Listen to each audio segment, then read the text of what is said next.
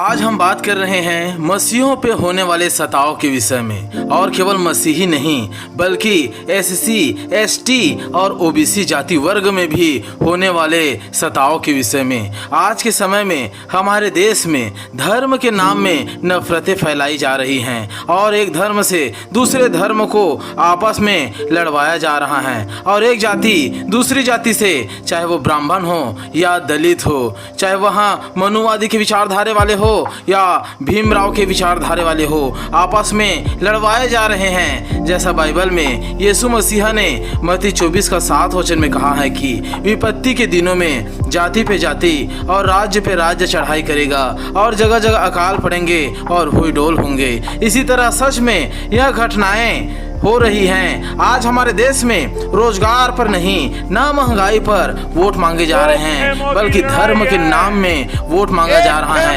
हमारे देश का प्रधानमंत्री विदेशों में जाकर कहते हैं कि हम भाईचारे को बढ़ावा देते हैं, आपस के प्रेम को बढ़ावा देते हैं और मसीहा से हमारा पुराना नाता है, पुराना रिश्ता है। वहीं हमारे देश में आकर धर्म के नाम पर मणिपुर जैसे खुशहाल राज्य को दंगाई के हवाले छोड़ दिया जाता है, क्योंकि वहाँ क्रिश्चियन है, इसलिए अधिक हैं क्रिश्चियन की जनसंख्या। इसलिए केवल एक ही राज्य नहीं, ऐसे कई राज्य हैं जैसे छत्तीसगढ़, उत्तर प्रदेश, मध्य प्रदेश और राज्य हैं। इन राज्यों पर इसी तरीके से कार्य हो रहे हैं जहाँ पास्टरों को पीटा जा रहा है। और मैं तो इस्लाम का बात ही नहीं करूँगा, क्योंकि वो तो पहले नंबर पर आ रहा है। आज अगर प्रधानमंत्री जी बात करेंगे तो केवल हिंदू मुस्लिम, और अगर किसी देश के टेक्नोलॉजी के विषय में, किसी देश के उन्नति के विषय में अगर वहाँ मुकाबला करेगा तो किसका मुकाबला करेगा?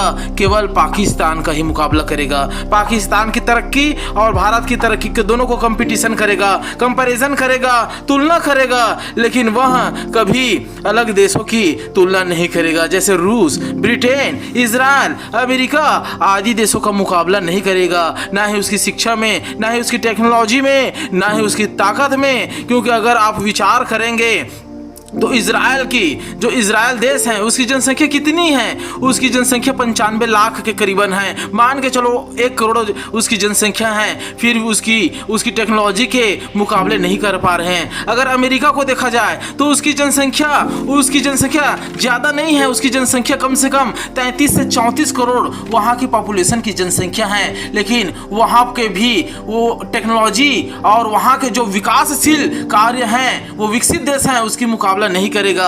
अगर आप और भी कोई देश देखेंगे वो उसका मुकाबला नहीं करेगा।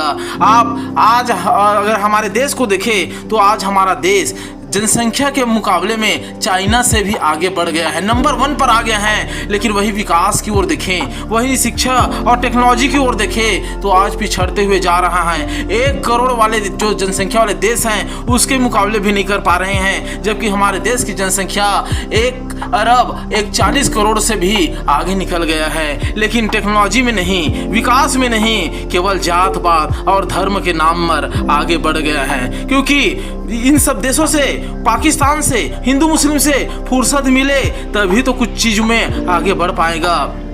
मुस्लिम और क्रिश्चियन से, अगर मुस्लिम और क्रिश्चियन के विचार से अगर थोड़ा भी अगर सोच से, वहाँ विचार से अगर हटे, थोड़ा सा भी अपने विचार हिंदू और मुसलमान करने से, बार बार इनको आपस में टकराव करने से फुर्सत ही नहीं मिल रहा है कि वहाँ शिक्षा और रोजगार और उन्नत टेक्नोलॉजी के विषय में बात करे और भाईचारे की और एकता के बारे में सोचे। विदेश के बड़े बड़े चर्चों में जाकर कहते हैं यीशु मसीहा हमारे आदर्श है, और वहीं हमारे वो पूरे तरीके से शिक्षा और वहीं हमारे भाईचारे का मुख्य केंद्र है। और वहीं हमारे देश में बजरंग दल के द्वारा, आरएसएस के द्वारा पास्टरों को मारा जाता है, चर्च को जलाया जाता है, धर्म परिवर्तन के नाम लेकर सताया जा रहा है। बजरंग दल और आरएसएस प्रधानमंत्री के ही दिशा निर्देश में काम कर रहे हैं। एक तरफ राम राम जप रहे हैं तो दूसरी तरफ पराये माल लूट रहे हैं हैं या जला रहे हैं या बर्बाद कर रहे हैं। अगर ध्यान मुसलमान और क्रिश्चियनों से थोड़ा हटाता है तब SC, ST और OBC जातियों के ऊपर ला देता है, सताने लगते हैं और आरक्षण एवं संविधान को खत्म करने की मनुवादी विचारधारा को लाते हैं। खत्म करेंगे और मनुवादी विचारधारा को लाएंगे करके विचार करते हैं और लाना चाहते हैं। क्योंकि मैं समझता हूं कि हमारे देश का प्रधानमंत्री जी हैं जो केवल ब्राह्मणों और राजपूतों एवं क्षत्रियों का ही है, और अगर गहराई में जाकर विचार करे, सोचे, तो वह उनका भी पतन का कारण हो रहा है। क्योंकि ऐसा हो रहा है कि SC, ST और OBC लगातार सताव के वजह से या ना बदलाव आने के कारण से वह पूरे तरीके से कहीं न कहीं ब्राह्मणों के विरोध में हो रहे हैं, सताव के द्वारा ब्राह्मणों के विरोध में हो रहे हैं, और यह सब प्रधानमंत्री के इशारों पर ही हो रहा है। अगर क्रिश्चियन धर्म परिवर्तन जबरदस्ती करते तो उन बच्चों के साथ नहीं कर सकता था जो क्रिश्चियन स्कूल में पढ़ते हैं। संत मैरी, संत पॉल और बहुत सारे स्कूल हैं ये, और इंग्लिश मीडियम स्कूल हैं, वहाँ अपने बच्चों को भेजते हैं, पढ़ाते हैं, और बहुत से लोग जो वीडियो को देख रहे वो लोग भी वहीं पर पढ़े होंगे। तो क्या वहाँ पर धर्म परिवर्तन नहीं करवा सकते थे? वहाँ पर मनों को वो पूरे तरीके से घुमा नहीं सकते थे, हिप्नोटाइज नहीं कर सकते थे? वहां पर अगर करना चाहते थे तो बहुत कुछ कर सकते थे, लेकिन ऐसा नहीं है। केवल अपने सरकार चलाने के लिए, केवल वोट पाने के लिए और जीतने के लिए लड़वाया जा रहा है। अगर हमारे देश में मुसलमान नहीं होते या क्रिश्चियन तो पक्की बात है कि वह SC, ST और OBC को टारगेट करते और कहते, देखो जिनके ज्यादा बच्चे हैं वह आरक्षण पा रहे हैं, जिनके ज्यादा बच्चे हैं वे आरक्षण पा रहे हैं, आगे बढ़ रहे हैं, सफल हो रहे हैं। क्या उनके आरक्षण लाने वाले संविधान को खत्म नहीं करना चाहिए? यह सब बातें बोलना शुरू कर देते। तब जो ब्राह्मण, राजपूत और क्षत्रिय हैं वैसे लोग बोलते कि हाँ सही बात है, संविधान को खत्म करो और हमारे मनुवादी धर्म को लाओ और फिर से जात पात ऊंच नीच में हमें एक कर दो करके। क्योंकि वैसी बटने से पूरे तरीके से वो पुरानी चीजें फिर वापस आ जाएंगी। अब जैसे एक पत्रकार ने इंटरव्यू में प्रधानमंत्री से पूछा कि क्या वजह है कि हमारे देश में अमीर और अमीर होते जा रहे हैं और गरीब। तब इसका जवाब हैरान कर देने वाला था कि क्या हम सभी को एक कर देते? जो हमारा प्रधानमंत्री जी हैं उन्होंने जवाब दिया, क्या हम सभी को एक कर दे, सभी को सम्मान कर दे?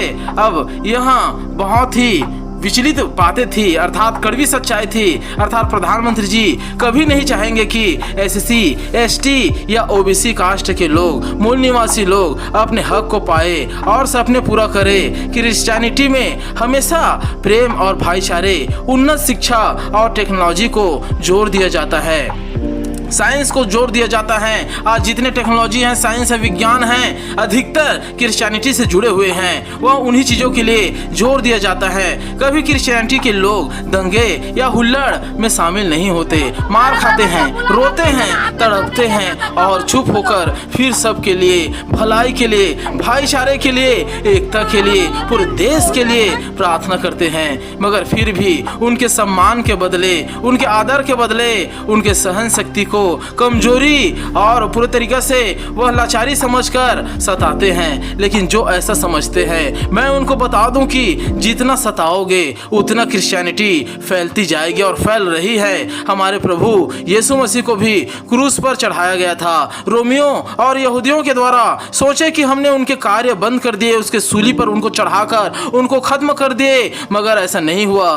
3 दिन बाद वहां प्रभु यीशु मसीह जी उठा, जो राजाओं का राजा और प्रभुओं का प्रभु है, वह जी उठा और आज वहां पूरे दुनिया को हिला दिया है। जैसा लिखा भी है, अंत के समय में मैं समस्त लोगों को ऐसा करूंगा कि वो समस्त लोग मेरे सामने घुटने टेकेंगे। अंत में वही प्रभु सच्चा है करके सारे धर्म, कुल और जाति के लोग उसके सामने घुटने टेकेंगे। इसलिए जितने भी लोग मेरी वीडियोस को देख रहे हैं, हमारे देश के उज्जवल भविष्य के लिए प्रार्थना करें और SC, ST और OBC और क्रिश्चियनिटी या इस्लामिक लोग सावधान रहे और अपने अपने जो प्रार्थना करने का केंद्र और जगह है वहां पर प्रार्थना करते रहे अपने देश के उज्जवल भविष्य के लिए और सही सरकार के लिए, क्योंकि अभी सरकार जो है वह हमारा नहीं बल्कि उन खुद का है, उनका है, अर्थात उनका खुद का है और सब एकता वाले नहीं है, समभाव सद्भाव वाला नहीं है, वह पर्सनल सरकार हो गई है। और जो भाई बहन नए हैं वह अगर मसीहा के बारे में जानना चाहे